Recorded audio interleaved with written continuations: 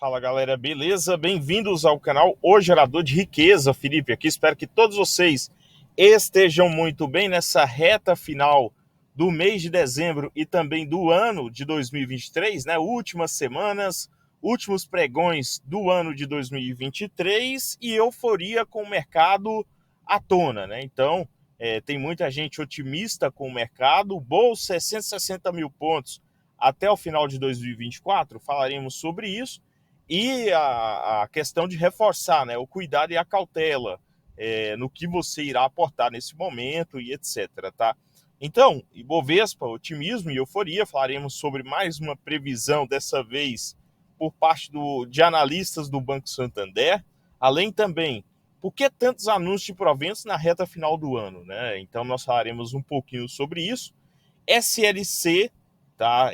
Agrícola, vale a pena aportar SLCE3, um papel que eu gosto, tá? Particularmente, tanto também de Brasil Agro, são duas empresas de qualidade. A SLC Agrícola, ela, por mais que parece, né, aí tem um valor de mercado altíssimo, mas não tem, e seria uma small cap, tá? Boa pagadora de dividendos. Eu falaria um pouquinho sobre o que eu penso em relação ao papel. E BB Seguro já era, agora só acima dos R$ 32. Começar falando sobre esse comportamento do papel de BB Seguros acima dos R$ 32. Naturalmente, tá, pessoal? Essa alta aqui depois daquele anúncio de 1,22 por ação. Podendo ter alteração, esse valor ele pode ser considerado superior até fevereiro, no qual a empresa continua fazendo a recompra de ações, tem um programa muito forte em aberto, garantido até agora 1,22, por isso que eu trouxe no último vídeo aqui a capa em 1,22, podendo variar e podendo inclusive ter um novo anúncio lá no mês de fevereiro. Eu não achei tão baixo assim, tá? Como vi um pessoal achando. Inclusive falta ainda você ter a apuração do quarto trimestre de 2023, que aí é o fechamento do ano. E acredito que o mercado, né, o nosso mercado, ele pode dar oportunidade de beber seguros. Não sei se novamente nos R$ 30, tá? Mas nos 31 poderia ser possível quando começarem a bater na tecla do efeito El Ninho no ano que vem, tá? Acredito que essa tecla ainda ela não está tão batida, né? Não foi ainda tão discutido sobre os números, sobre os impactos, e começará a ser discutido no início do ano, principalmente, o meu entendimento sobre, tá? Transição Paulista acima dos R$ 24, um papel que ainda negocia abaixo do valor patrimonial por ação, porém depois da Datacom, né? Então, aí acredito eu que nesse momento eu fico apenas observando. Foi um dos ativos que eu mais comprei durante o ano todo, abaixo dos R$ 23. Então, nesse momento, observar, né, depois da meta ser batida e esperar a data de pagamento dos proventos, é a melhor coisa que você pode fazer na minha avaliação. KLBN11 a 21,6, né, com Datacom em perspectiva. Enquanto nós não tivermos notícias negativas sobre esse papel ou mudança no ciclo aí de celulose, etc., ficará, né, nessa onda aqui de 22, depois cai para 21, vem a 20, né? Enquanto isso não acontecer, não teremos boas oportunidades em KLBN11. Caixa Seguridade, 12 e 12, tá? Então vai se mantendo aí acima dos R$ 12, alta de 1%. Que eu acredito em Caixa Seguridade? Nós podemos ter correção, tá? Por mais que muita gente não acredita, não vê uma perspectiva de correção, tem que ter cuidado com a unanimidade em relação a um papel, tá? Você pode ter algum grande player que acredita totalmente o contrário e começa a vender o papel, e depois, né, essa cotação aqui cai, e quem estava comprando o topo acaba se arrependendo. Então, no momento não estou comprando CXSE3, acredito eu que em uma correção, como aconteceu com o Irani 3, tá? O papel subiu bastante em poucos meses, depois corrigiu, dando aí uma certa, né, uma certa leve queda no curto prazo, pode acontecer com a Caixa Seguridade. Unifique, também estou de olho, aqui é mais para radar, né? Então Acredito que o preço justo pelo método de Garran é acima de 4,80 para FIC 3, né? FIC 3, tá? Unifique é um papel que tem controlador com grande quantidade de ações e etc. E estamos acompanhando abaixo dos 3,50, começo a entrar no papel para o longuíssimo prazo. Pode não chegar e eu ter que abrir mão, né? Ter que comprar aí nos 3,70, 3,75, mas para o longo prazo acho que vale a pena, tá, pessoal? Pensando na perspectiva, Santander veio Ibovespa a 160 mil pontos no final de 2024. Bank of America mira em 145 mil pontos.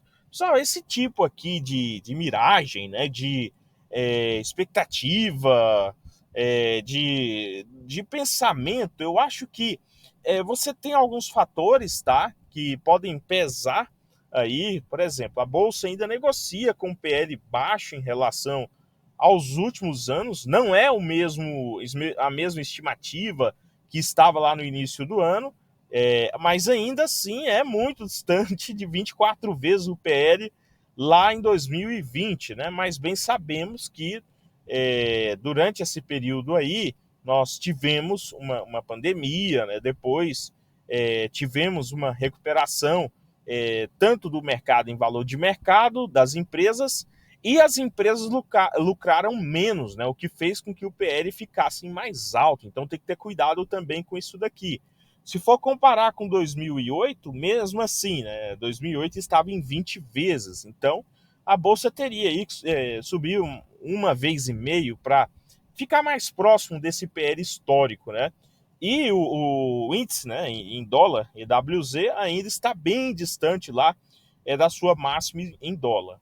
Com relação a isso, né, voltando aqui para o pensamento do Santander e também do Bank of America, vocês têm que entender uma coisa, que quando o mercado corrigir também, que pode acontecer, gringo começar a sair da bolsa, começar a vender, principalmente ações que estão no período de mais alta aí, né, e resiliência, o que você terá? Você terá essas estimativas aqui totalmente subversivas, né, totalmente ao contrário. Aí, se era 160, 145 mil, eles jogam lá para, aí vamos, digamos que cai para 115, 110, eles jogam lá para 98, eles jogam lá para 90. Então, muito cuidado, tá, pessoal? Essas estimativas aqui muito parecido quando um time, né, de futebol está na liderança, faltando 3 rodadas para ganhar o campeonato e liderando com folga. Não, eu acredito que o time que está liderando vai ser campeão. É fácil, né, fazer isso. O time que está na lanterna do campeonato e está bem próximo de ser rebaixado, eu acredito que será rebaixado. É muito fácil, né? A questão aqui não é tentar ficar interpretando quanto que será o Ibovespa daqui a 2, 3 meses, até o final de 2024. A questão aqui as empresas continuarão lucrativas, os negócios continuarão rentáveis, a perspectiva é para décadas? Se a resposta é sim, não adianta ficar pensando em Ibovespa em 160 ou 100 mil pontos. 100 mil pontos poderia dar oportunidade de entrada, com um cenário totalmente caótico em relação à mídia, e 160 mil pontos poderia ser o topo, talvez, com um cenário aí, com ótimos números, porém sendo o topo, pegando e fazendo muitas vítimas no curto prazo, tá? Então, para não estender, esse é o meu pensamento sobre essas projeções. Além disso, o porquê que muitas empresas, na minha avaliação pessoal, estão aí propondo, né, fazer esse anúncio rápido de juros sobre capital próprio, já é o maior nos últimos anos em relação a dezembro, é porque, né, a votação ficou para 2024, tá? Estimando arrecadar cerca de 10 bilhões. Então, o que as empresas estão fazendo? Entre pegar o dinheiro, né, e investir em CAPEX, um investimento ou algo do tipo, fizeram um cálculo, tá? Na minha avaliação, fizeram um cálculo e perceberam, é melhor eu reter esses 15% aqui de impostos, né, transformar em receita financeira, ganhar um desconto, do que talvez fazer um investimento que depois eu não terei novamente essa oportunidade. Ainda mais com a política de ser um governo, né, mais voltado aí ao aumento de impostos, tá? Aqui não estou defendendo o lado A nem o lado B, e sendo pragmático com relação ao governo, né, que tem esse estilo, né? Então, as empresas estão, na minha avaliação, se precavendo em relação a esses fatores que podem aí alterar os próximos cenários, não só desse ano de 2024, mas para os próximos anos, inclusive com o fim, né, do juros sobre capital próprio, que pode ser discutido, e bem sabemos, né, que se tratando de política, uma ou outra barganha ali leva consigo adiante esse projeto. SLC, né? Então aí teve o desdobramento das ações, uma daquelas small caps que subiu mais de 100% nos últimos 5 anos, é uma empresa de qualidade, tá? Tem ações pouco float, ações de circulação, empresa aí de dono, né? Tem controlador por trás, é uma empresa previdenciária, e no acumulado, cai cerca de 10%. Tem pago um bom dividendo, tá? E dividendo crescente, que é um dos fatores que eu acho que vale a pena acompanhar. Está no setor agropecuário, setor esse, né, que é muito responsável pelo crescimento do PIB nos últimos anos brasileiro. Na minha avaliação, dá para seguir, tá, o preço teto em relação à projeção de dividendos. Você percebe que pagou 7% nos últimos 12 meses, e é uma empresa que estaria fora do radar de boa parte aí dos investidores, tá? Faz anúncios de maneira praticamente trimestral, né? Anuncia e paga 3 vezes ao ano, distribui cerca de mais da metade do lucro do que lucra, tá? Então, até aqui passaria no crivo, tá? Para o ano que vem, você tem uma projeção de 1,33 por ação, considerando, né, hoje o preço de R$ 18, você teria aí um pouco mais de 7% novamente de dividendo yield livre para uma empresa que entrega crescimento real, né? Então, acho que vale a pena você fazer o estudo de perto. Em relação ao valor de mercado, como eu já falei, estaria ali, né, dentre daquelas empresas que não tem mais de 10, 15 bilhões de valor de mercado, e poderia ter, sim, nos próximos 5 anos, isso de valor de mercado, né? Além disso, analisando, você tem, né, um PL de 7 vezes, em relação ao seu histórico, estaria dentro da média, negocia abaixo do que fatura, né? Ou seja, em 0,86 vezes, ou seja, fatura mais do que vale no mercado. Negocia também com ótimos indicadores de endividamento, nesse caso, né, aí, tendo uma liquidez corrente muito interessante, 1,97 vezes. Por exemplo, se a empresa decidisse hoje pagar suas dívidas de curto prazo, então ela teria 1 bi para pagar de dívida e ainda sobraria 970 milhões, seja para investimentos ou também para pagar dividendos e etc, né?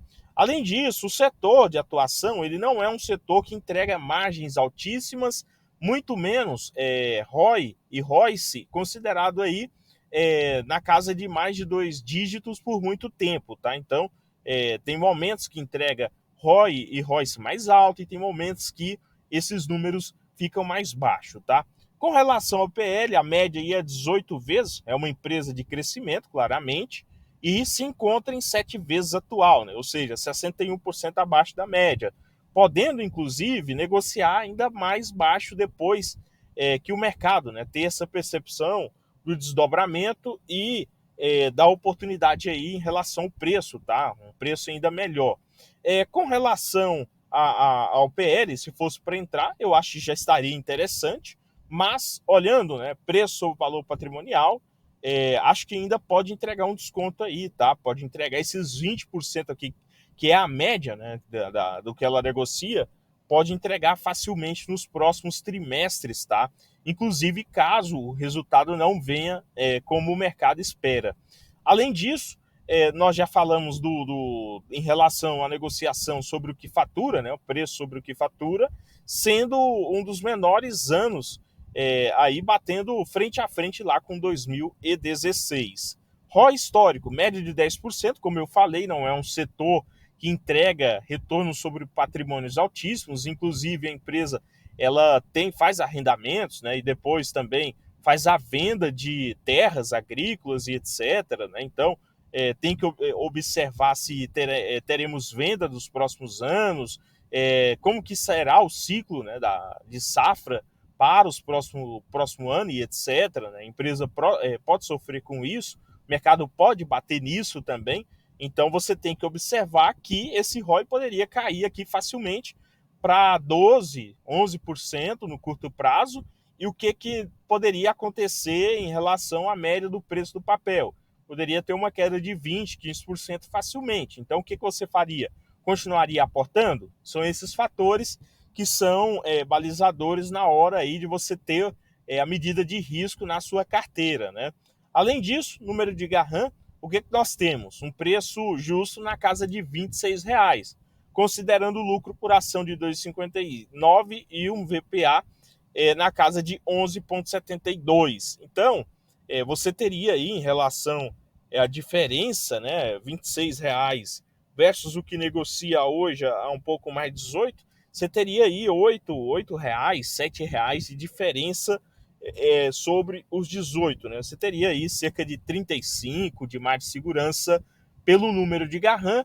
Mesma coisa para o preço teto ali na casa de R$ 26. Então, na minha avaliação, pode sim ser um bom papel para você colocar no radar de estudo pensando no longo prazo. Portanto, pessoal, esse é o vídeo, não representando uma simples recomendação de compra ou venda de ativos. No mais, inscreva-se, se torne membro, compartilhe e comente a sua opinião.